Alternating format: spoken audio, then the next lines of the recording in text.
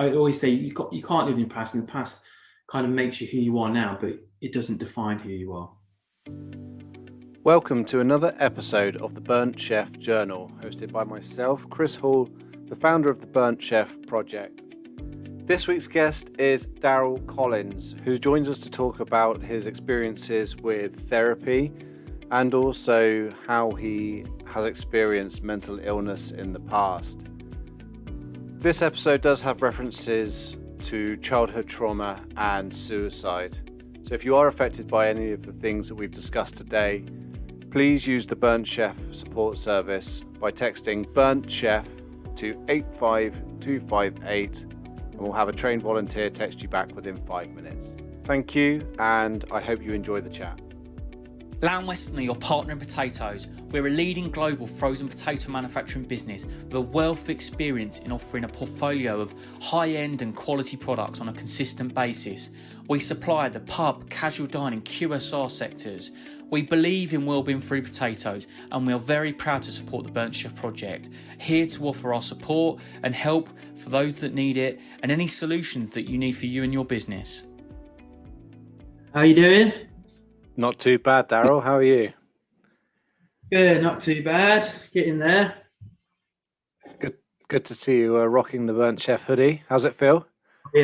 Yeah, it feels great. It's nice. It's well built. As I say, I'm a great fan of hoodies, and obviously you get them and they're like really crap material. But this is, I can see this sticking on my body for a long time. Yeah, that's the only downside to them is I think you end up wearing them so frequently that you need to replace them a lot sooner than other clothing. So yeah, shameless plug there. But luckily I've got a relatively unlimited supply. But yeah, I've worn some threadbare already. So thanks ever so much for joining me today. No problem. It's a good opportunity for our listeners to hear a whole wealth of experience and different stories from people's backgrounds, especially talking openly about mental health and well-being and different people's experiences, because it's unique to everyone. Yeah. So yeah, as a key sort of fact of that, we want to try and explore as many different stories as possible, and hopefully it means that anyone out there who might be in a similar sort of boat then can relate and know that they're not alone. Yeah, no, yeah, I mean, fully understand, and my story is probably one of thousands of stories out there, and people, and it's just one of those unfortunate things that as chefs we don't, or as men in general also, we don't talk enough about what's going on in our lives, and it ends up building up, and and for some people it's too much, as it was for me at the time. So yeah. So take me back to begin with. Sort of explain to me sort of when did you get into hospitality, how old were you, and give me a sort of a brief overview of your career within hospitality to date. Yeah, so I kind of fell into chefing I can't remember actually how old it was, or maybe around 23, 24, and I moved to Cornwall from Derby. Bit of a rough lad I was back then, so in and out of trouble, in and out of prison. So we decided to move to Cornwall and get out of the sort of, the way I was living then. Because if I hadn't moved out of then, I would have been either in prison or I would have been dead. And that was the long and short of it. So we moved to Cornwall. I then got a job I did a factory job for a while. We lived in a tent for about 10 weeks on the beach with my wife at the time, and then I got a job as a KP, or a kitchen hand, in a little cafe called the Compass Rose in Porth, and that was under my Taekwondo master, who took me under his wing also, because he knew I didn't have any money, but he obviously saw something in me then. So he was training me, plus I was working for him. Unfortunately, I wasn't a good person, relationship wise, to work for at the time, because my ego was, up there, and I just wasn't taking any. I don't know. I didn't like being told what to do at the time. Yeah. So, and then I went to a place called the Dragon Hotel and started washing dishes there. And then the third chef then, because I didn't have, it was just first, second, and third chef, couldn't make instant custard. So I mean, I've cooked for myself a few times, and instant custard, but I mean, every time he was doing it, he was just, you know, boiling it up. And I said, well, you know, just make a paste first and add your milk and then heat it up, and that's, you know, that's it. But the head chef at the time saw that and said, well, fired him and put me in his place, because I was you know, I was a good KP, but yeah, and then I was sort of thrown at a deep end, making 10 trolley desserts at a time every day, and sort of looking after that. And then that's kind of where it all started. So yeah, and then from there, I've always been a head chef no matter where I've gone, and it's always, or a head pastry chef no matter where I've gone, because, you know, back then, it was, especially Cornwall, it was definitely like a surfer mentality attitude down here. So it was very, very easy sort of to go into these positions and get experience what you need, even though I was still quite a young chef, but I was good at taking control of, you know, the areas that I needed to do. But unfortunately, the food that I wanted to do Michelin star. I wanted to do this. I wanted to do really high level, and there was only a couple of Michelin star places, which was Nathan Outlaw's and Ripley's, but they were small. I ended up doing a little bit of work with Nathan as his dishwash, so I could gain some knowledge for about 3 or 4 months, and then I moved back to Birmingham to get as much experience as I can, and that's kind of when my career sort of moved quite fastly then. And I went to some nice places and ended up at for the last 5 years at Resorts World, where I did the Bake Off professionals, and, you know, and things were going swimmingly, very good. And then COVID hit. Oh no, crikey! I mean, it sounds like you got into the industry a little bit later than most fall into the industry, sort of 15, 16, and some even start working in that before. Although they sort of have changed a little bit. So, I mean, what drew you to hospitality during quite a difficult time, from the sound of things? Yeah, I find it was something I didn't know I could do, you know, because I never found my sort of place in the working world. And I did bar jobs and you know, bits and pieces, door-to-door salesman. Yeah, I hated all of them, literally every single one. Chefing gives you that feeling of family. You're in a team, you're in a brigade, and once you know, and no matter where you go. Yeah, things might be really difficult and really hard, but you're all part of the team at the end of the day, and you're all shaking each other's hand, giving each other's hugs, and having a beer after work, and that sort of companionship is kind of what I was looking for. And the total change from day to day, you know, you're not stuck in this doing the same thing. Yeah, the menu changes from season to season, but you still have to master those seasons, and you still, you know, and no matter where you go, everything's different. They want different. So for me, and being a Gemini and having a low attention span, pastry was probably the most ideal thing, because I could always create something new and keep going and looking for inspiration. So I mean, for, you know, and I think that's for a lot of chefs. It's the buzz of being in that environment when it's full on, it's going, and you have to be a certain type of character to be a chef. I don't think it's for everyone, and you can't just put somebody in there, because one person will hate it, one person will absolutely love it. There's no in between. And that's it. You love it or you hate it. I absolutely love it. So I don't think, you know, I'm 48 now. But I don't think, and I've never lost the passion for pastry. I've always a huge passion for it, and I still have, you know.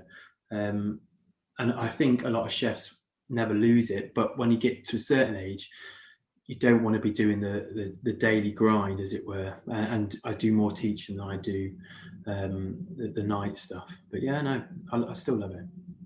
It's an interesting story. I mean, crikey, the beginning bit about you sort of living on the beach for, you say 10 weeks? Yeah, 10 weeks it was. I mean, even before that, you know, I wasn't living rough, but I wasn't living in a good way. And I met my wife and she was at university, and she decided to kind of leave university and go and live in Cornwall. And she went first, and then I decided, what am I doing in Derby?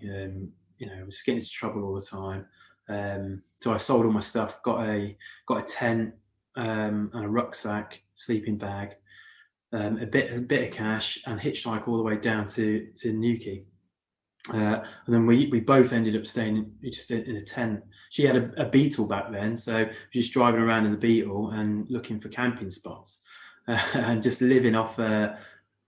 I think we went daffodil picking and things like that for 10 weeks, it was good. It was sunny. Almost got hit by lightning twice, because we camped near one of the poles in Holywell Bay, and almost died. So, but yeah, it was fun. Madness, absolutely madness. Also very liberating at the same time, I can imagine. Like, not having to conform to the rules of society so much, and you pretty much come and go as you please. It must be quite an experience. Yeah. I mean, it's freedom, isn't it? There's no worries. There was no rent to pay. There was no council tax. There was no gas, electricity. We woke up, we ate, we went to the pub. Every time we went daffodil picking, because that was cash in hand back then. So we just, if we wanted to work, we'd work. If we didn't want to work, we didn't have to work. So if I could have sustained that all my life, and it's one of those things that's always stuck in my mind, that I may eventually just go and buy a big van and live in that, because it's the constraints at the moment, especially now, and the furlough thing.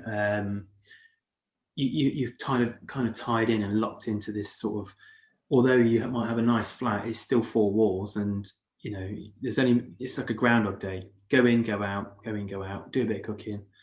But yeah, that freedom is beautiful. Yeah, I mean, COVID certainly made us realise that perhaps sometimes there is more to life than just doing the same thing day in, day out. And if it wasn't for money, I wonder how many of us would be doing what we do. But Yeah. I travelled around Portugal a couple of years back, just in a van, and it was so class.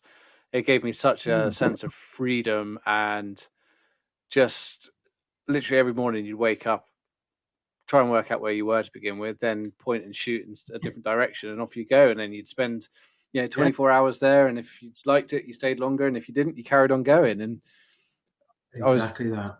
Convinced the nomad's life was the one for me, but my wife had other ideas, so same with me. So yeah. Talk to me about sort of why you wanted to come onto the BURNTCHEF journal and sort of talk about your experiences. Yeah, I went through quite a rough period, like many, last November, where I'm not ashamed to admit it, that I was in the state of mind that so many things had gone badly wrong in that year, that I wanted to end it all. And I was in a proper down spiral after having such a good career, and the career that I was having at the time was moving up quite fast, and we was getting to a lot of good heights with having chef collaborations. was having our own patisserie coming up. There was a lot. I had a great team to work with. We was very well known in Birmingham, and I still am. I still got contacted by chefs asking me to go up and do things, which will still carry on. But at the time, it was one of those things that I should have maybe opened my mouth and talked to somebody way before, things went really bad and dark. Like everyone, we've all had sort of down times, and it goes in peaks and troughs, and that's part of what chefing also, because it's not plain sailing, as we say. It's quite hard work and quite stress. It's a very stressful job. And that's why I thought, I write blogs, and I write my own journals as well, to help me sort of understand where I've sort of I wouldn't say gone wrong, because it's just one of those things that happens, and me trying to understand myself more is one of those processes I think we all could do with kind of learning from and understanding that you're not alone at all and ever. And we've all got great friends. And I'd hate to think also that I wasn't there for that person if they were having a bad time. So the more I can sort of put out there and say, you're not alone, you're not fighting this thing on your own. But it was also easy for me to say that, and then that other person doesn't hear that. They hear something else. They don't want to pick up the phone. They don't want to do this. So then at that same point, it's our responsibility then to sort of, phone them, contact them, talk to them. So yeah, that was it really. Yeah, I mean, it's mental health is such a taboo subject still, with regards to many people misunderstanding mental health to the degree that it actually impacts their ability to speak up and ask for help. And I guess that's where you sort of found yourself in last November, is it? Yeah. I mean, from the first lockdown, you think, we had everything planned for the year. We had Stuart Dealey, who wanted, was going to do a collab with him. We'd done Chills up in Birmingham, and we had a couple of others ready, lined up to do all these great nights, and we had a patisserie just about to go, and then we was going to push more on the social for the actual patisserie side for the resort, as we were sort of, or I was, and the potato pastry team were the head for resorts, and we were the go-to. So yeah, everything was planned, and then COVID. Well, I'll start a bit back before then. On January, I split up with my wife after 25 years of marriage. So that had an impact, but it was something that was sort of, I knew was coming, and we both knew we sort of fell out of love, and there's no point carrying on. But also at the same time, I had quite a severe back injury with sciatica, so I was sort of bedridden for 4 weeks, so I couldn't work. And then going back to work after that for a very short period of time, getting everything ready, and then COVID hit, and then I was moving out at the same time. Then COVID hit, and you think, oh yeah, it's only going to last for a month, and so you treat it as a holiday, and then it just kept on going on and on and on, till eventually, I got a letter from Genting saying you're on the list for potential redundancies, and at that point, I thought, well, after 5 years of solid work for that company, and they've just given up that easily. I'm not saying it's the resort people there, but the big boss in Malaysia just decided, a good scapegoat to shut the place down, because it took us a while to sort of make money for that company, but we were making money, and money was coming in. So yeah, that hurt quite a lot.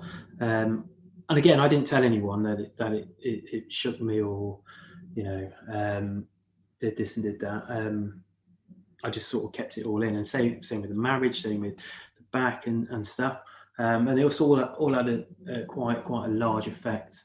And everyone's, even though I was posting pictures out my window of it being nice because I live on the beach and so forth, they kind of see my life as all hunky-dory and going well. So anyway, after all of that, and I was made redundant, all my team dispersed. I didn't really get a chance to see my team and say goodbye properly. We just had to do it over WhatsApp, which was a bit sad. Then I tried to start up my own business down here, doing afternoon teas, which went really well. It was very hard work doing sort of the level of patisserie that I do, but I was doing it. It was something that kept me focused, and it was selling well. And then obviously COVID relaxed, and then everyone sort of went on holiday and disappeared, so the industry died down a little bit. And then I was offered a job, which I'm still on furlough for, but my mind then was just frazzled. It was just absolutely, I didn't know where to turn to, and the main thing you worry about is the cash and making sure you can pay the rent every month. And when you're on furlough and you've lost 30% or 20% or whatever it is of your money, and you're struggling on a day-to-day to pay for the car, to pay gas, to pay electric, your rent around here is ridiculous. So and that all sort of came, and then I was sort of seeing a girl as well at the time, and she unfortunately just messed my head right up. And that was my breaking point then. And I just went on a complete downward spiral. And I kept on driving out to the sea, thinking, should I just walk in and not sort of come back out of the sea, or should I, do myself in the bath or what? And I shouldn't have been thinking like that at all. And then I decided that I needed to seek help for that. So in January, I didn't seek help till January. And unfortunately, the government, trying to seek help from the government itself, they said they could help me, but they can't help me till this March. So I've been up and paid for a private therapist, which has helped a great deal, and it's made me kind of understand myself more, and try not to be hard on myself, because I haven't failed, which I thought I had done at the time. It's just the catalogue of incidents that have happened were out of my control, and that's what I suppose that's what everyone's got to kind of look at it. Is they're out of your hands, and trying to worry about the future when things haven't happened yet is what I was doing. And you're just constantly going around in your head thinking, well, it's not going to get any better, this is not going to happen, but they haven't happened yet. So I can't control the future, and I can't control what's happening now. So and that's what I've got pretty much out of my darkness. It is a lot lighter. Is that something that you're still partaking in currently? Are you still seeking sort of private counselling services? Yeah. I mean, I do it I think I'm going to do it. With me, I've got quite a bit of background. It's not just this year. My mother died at a very early age when I was 11. My brother died when he was 23. I was 21. Again, I've heard my stepsister die not last year, year before, of cancer. And these things, I've always put to the back of my head. And I'm not afraid to say that I was abused when I was 17 years old by a social worker. And you just, everything just is gone. I've lived on the streets when I was younger. Lots of stuff really that I need to understand. That I always say you can't live in the past, and the past kind of makes you who you are now, but it doesn't define who you are. But I need to understand that more. So I will carry on with the therapy. I do it every 2 weeks, and it, although we haven't dug that far, but she's, makes me understand that, whatever I'm thinking, and I find it awkward talking, or I find it difficult talking still, even though I know her. But sometimes, sometimes she'll do like a deathly silence, and I'm just like, and then she goes, "What's happening now then?" And I'm like, I don't know, just a bit awkward really. But she knows there's something on my mind, and eventually I say it without me realizing that it's there.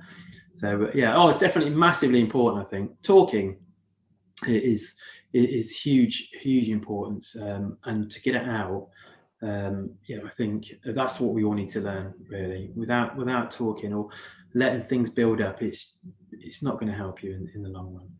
No, and we're never taught emotional intelligence or to discuss how we feel at an early age, irrespective of almost many people's backgrounds. We're always taught, our role models tend to be our fathers or strong male role models.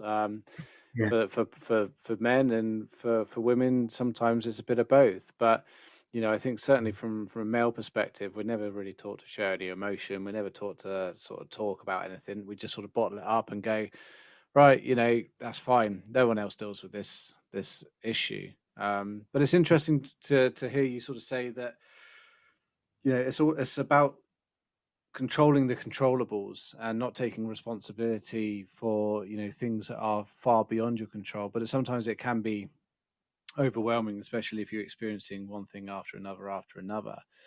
So Yeah. I'm interested to learn. I've been to therapy myself, and I found it extremely beneficial, cognitive behavioral therapy, and I had sounds like a similar sort of experience to yourself. But for those that haven't um, looked at therapy, or would perhaps be more interested to learn what to expect if they were to look at therapy, what could you sort of say in terms of what your experience with it is?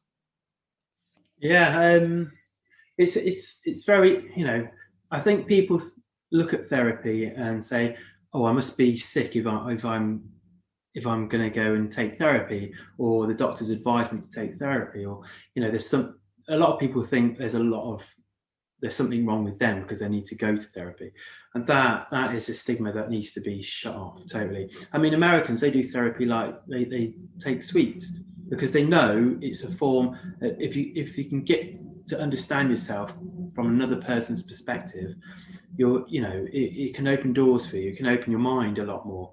I mean, I don't. Meditation is one of those things that they suggest. I mean, I've got, like I say, I've got such a short attention span, but I do write things down. And although I don't handwrite, but I find that I can keyboard write better, because I can get more emotion out of it that I feel. But there's writing. They tell you a lot of things about yourself that you kind of know, but you don't want to maybe agree with. And it's all you know everything that they're telling you, but it just brings it out and gives you a whole heap more understanding. I find it's very relaxing. After I've had a session, I'm more aware of myself, and that can only be a good thing for everyone. And I would say, if you're having any difficulty, and if you don't want to talk to your friends or your close relatives, which people find it harder to talk to them, talking to somebody that you don't know is a whole lot better. If you can get on a sort of a government one, that's great, but they're not great at the moment, because everyone they're overwhelmed at the moment. So I mean, I pay, I think, £40 a session for an hour, which is a lot when you ain't got much coming in, but it's helping me. And it was every week, but obviously with furlough, I reduced it down to every 2 weeks. But the therapy helps heaps, and I would say I would recommend it to anyone, because you are talking to a non-judgmental person, and there's no pressure for you to actually talk. You can actually sing, you can take guitar in, you can draw, and while they talk to you, it's the session's up to you. They're not there to judge you in any way, shape, or form. They just want to help you understand yourself. Yeah, that's very true. And that's the same with, is it cognitive behavioral therapy you're going through? I'm going through trauma therapy. Okay. Yeah. Okay. I mean, I don't know how that differs in terms of CBT. I think it's probably quite close to that. Yeah. But it's interesting the way in which there's something that I talk to students about when they ask me, like, how do we engage with someone who is maybe suffering with their mental health? And I always say to them to use silence, and they find that a bit of a strange concept. But once you've asked an initial question, it's that silence and that gap in between that, as human beings, we have to fill.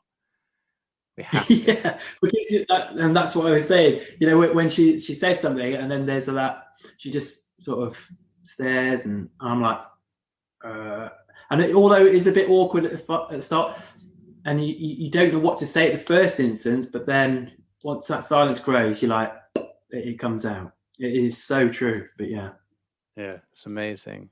And the best analogy that I can think of for anyone that might be struggling or thinking that whether or not they should be looking at this themselves is like, the best analogy. I thought of this today. I was chatting to some more colleges down at Bournemouth and Poole, and I said to them, think of it like you're putting away a case of lemons in the cold store, right? You've got one lemon left in that box in the cold store, and it's moldy and green, and you chuck a load of ripe yellow lemons straight on top of that. What's going to happen? Within a very, very small amount of time, all of those lemons are going to turn green and moldy, and they're just going to be completely wasted, and they're going to make everything else go bad. And that's the same. Yeah, well, It's the same for mental yeah, health, isn't it? Really? massively. And you know what? With you saying that, it's also the people around you.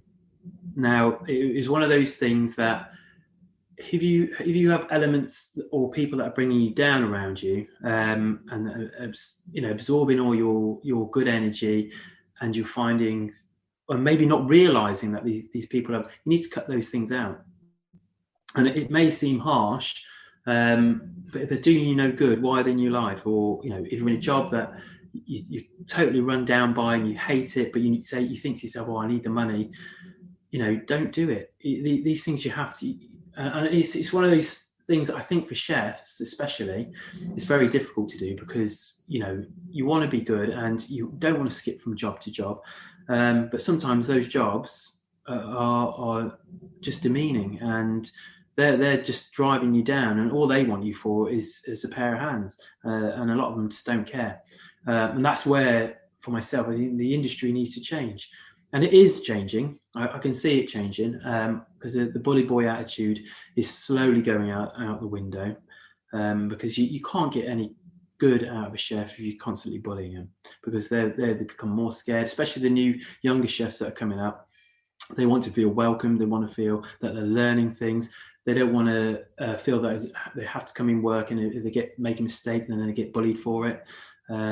Which unfortunately still happens, but I think the more awareness that you're doing with the Burnt Chef project, and that we can I can shed light onto it as well, which I have done blogs on it before, is going to help. Hopefully, eventually things will get better. But yeah, it's a tough gig all around. Yeah, I mean, a good friend of mine, Adam Simmons, he uses the analogy of that it's trying to turn around a steam liner, not a dinghy. Yeah. So we're frantically pushing the front of or the back of the boat at the moment to get it to turn around, but that circle is a massive circle, and it's going to take time. Yeah. But the more people that we get pushing the back of that boat, and hearing very frank and open stories like from yourself, and thank you for that, certainly helps increase the speed of that turning point. So you mentioned journaling. How effective have you found that and how long have you been doing it for? I've only done it since. I've been blogging for a while. I mean, when I was a bit poorly, I did stop for a little bit, mentally poorly. I did stop for a bit, but journaling helps because we all have up and down days, and I'm aware that I get affected by the moon, and the pressures that it happens to a lot of people. People don't understand, and whether they believe it or not, but it does have the cycles. It affects the sea. I mean, you can see the sea. I see it outside my window in the mornings. When it's a full moon, that sea's come up because the pressure's built. That same pressure is on your head as well, on all our bodies. So by journaling, I can judge. And even blogging and how I feel at the time when I'm writing, I know when those pressures are. And when I'm journaling, even just for the last week, I read back and I literally say how I'm feeling on the morning. I'll write something down in the afternoon, and I'll write something at night. And whatever pisses me off in the day, write it down. And then you can always look back and say, well, why was I peed off at that? And it might sound stupid at the time, but you can keep looking back and looking at your change of moods throughout the time you're writing. And not only that, if I can get enough built up over a year, I'll make it into a book, and I'll put that in. It might just help somebody else, whether it helps just one person or it helps 100 people. That's my goal at the moment. So yeah, it does help a lot, and it just gets gets it out of your head, and it gets it onto something physical where you can see it, and you can keep going back on it. But yeah, it helps a hell of a lot. Even if you write, you don't have to write loads. It's just little paragraphs here and there. I add pictures to mine because I'm mad love photography, so I'm always taking pictures. So those pictures now I'll put in my journal, and then those are the moods I'm in at the time. That's amazing. Yeah. I mean, I must admit, it's only over the last couple of months that I've discovered journaling in terms of being able to not just express yourself, but to write lists. I'm almost at like a perpetual point of burnout. So I work solo with the BURNTCHEF project, and my days are pretty heavy and quite long. And so often enough, I go home, I don't integrate with family life very well because I'm too busy thinking about work, and I go to bed thinking about work, and I wake up and I refresh. What I found with journaling is that I'm able to dump everything out of my head onto something else, and I can then stop trying to forward track myself and stop trying to think, oh, what have I got tomorrow? You know, what time am I going to have to get up? How many emails have I got to respond to? Because it's all down on paper, and now I have a clear brain, and I can sit and just watch TV or do some cooking or something that actually doesn't require much in the way of my process thinking brain, and more to do with creativity, and that's the thing as well, isn't it? Not overloading your system, and we're all guilty of doing that, and that's and I go back to my previous marriage, and that's one of the things. I totally put myself into my job, and even though it was something I needed to do to hopefully put our family in a better position, it was obviously having an effect, because I was working away 4 days a week and then coming home, and I was tired, and I was always thinking about like what can we do next to build things up, and not writing anything down. It was all in here. So yeah, in trying to fit that much in your brain and do family life and do this and do that, it took its toll on our relationship, and we just didn't carry on. So on that same point, you have to give yourself time, and definitely have to give your family time, no matter what. Especially in our industry. And I love to cook, and I was cooking at home, but don't make it was like I did a blog with my friend Carl Martin, who's now moved to New Zealand, but he was Old Downton Lodge. He had 4 rosettes at Old Downton Lodge, and he was very, very good at what he did, but he just literally burnt himself out cooking. And when he was eating out with his wife, he would just judge everything that was coming and look at the front of the house and not spend while he's there with his missus. Unfortunately, that broke his marriage as well. So as chefs, we need to learn, I suppose, to take that time for yourself. It's very, very important. But, if you love your career, you just got to have those two separate things. Yeah, definitely. And at some stage, I am hoping that, if anyone's out there, to interview and to have some wives of chefs on, and to build an episode around that, because I do think it's, and not just wives, husbands of female chefs as well, because I think it's important, or I should even say wives of wives and husbands of husbands. And I think it's important to be able to look at the impact that the relationship of our trade has on those around us as well. And by doing so, it may be for uncomfortable listening at times, but I think it will help us learn more about how we can adapt and how we can change and modify our behaviors to be able to try and make for a better work-life balance. So that's in the works, and as I say, if anyone is listening and they fancy being part of that, then please, we might make it an episode with multiple people all in one go. But I think it would be quite an insightful. Yeah, definitely interesting, especially to hear it from sort of the other partners' side, and how it's kind of affecting them, because we don't hear that, and as chefs we literally don't hear that, and it's just one of those things, unfortunately. But yeah, and hopefully the industry, especially after all what's happened, everywhere's learning now that doing the takeouts is a big money maker. Even if you were working, you can still have your restaurant, you still do takeouts. You don't have to work so many hours to get the results that you need. These 16-hour days that some guys do, you're just going to end up killing yourself working those things. And there's no need. So you could have, like I was doing 4 on, 3 off. That's a massive help.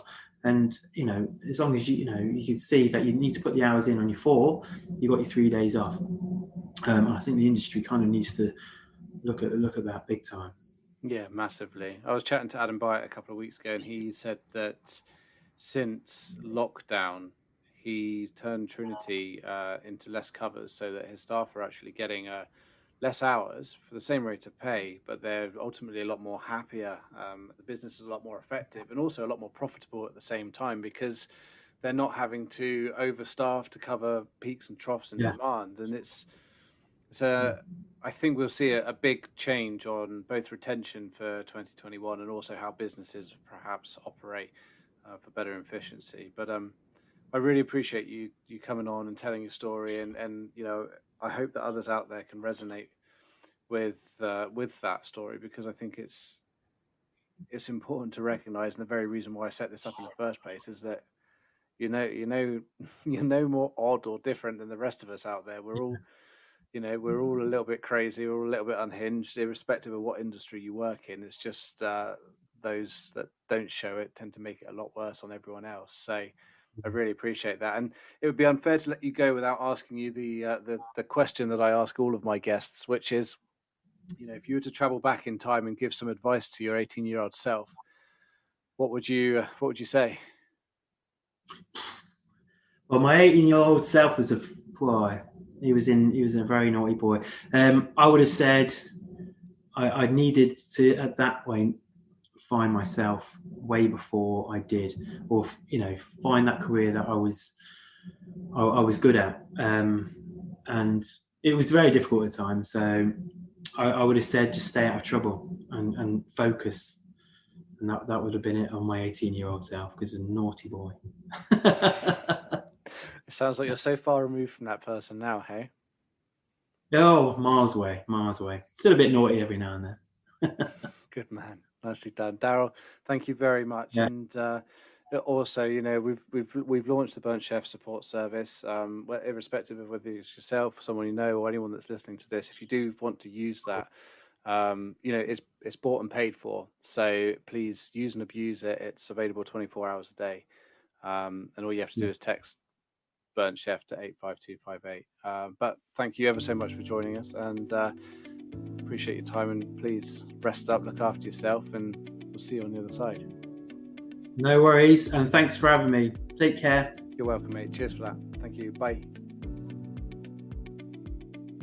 Well, that was another episode of the Burnt Chef Journal. Thanks to Darryl, who discussed with us quite openly his own experiences of ill mental health, as well as his road to recovery. It's quite refreshing to hear such open and honest conversation, which hopefully will help some of you who've also heard it. If you've been affected by any of the things that we've discussed today, then please do use the Burnt Chef support service. It's free and available 24 hours a day. Just text Burnt Chef to 85258 and a trained volunteer will help you. And if you want to support the Burnt Chef project, please head over to our website, www.theburntchefproject.com, where you can find a whole host of merchandise, and we use those profits to support our ongoing work. Thank you, and we'll see you again soon.